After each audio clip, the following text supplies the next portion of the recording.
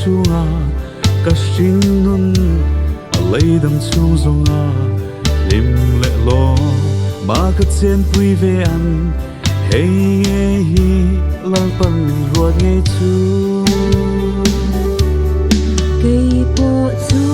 tiang al ruat thira damchhung kong chuk chu shu ong ma le hlim le lawm ma ka chhuak ve an kawppui tu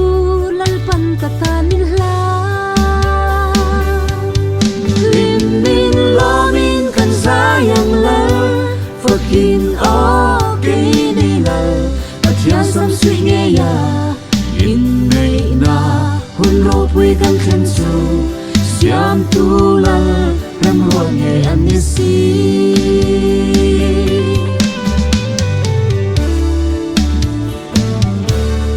lalpa i ram ruat do dal tur hian kho vel mi ten min bei vel ma se an dang zo chuang long i ro rel chu ne tu ber lalpa thiam kan nei si soi moi tlak Inneih na min pek chu swal boya pilbo le thito te iram chang turam Inneih le hi damchhung in fakin kan zai zel do hlim min lawm in kan zawng lal fakin o Inneih Hla thiam sam sui ngei Inneih na hun ro pui kan khen chu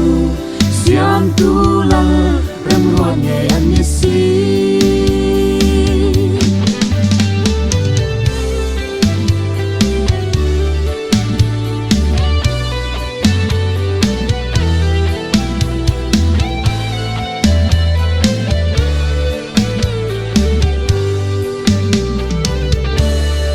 damchhung hun ton ro pui ber ni chu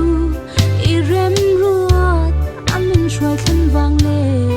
in ga na lalpa kan nei wang hian Cmawia kan leng damchhung in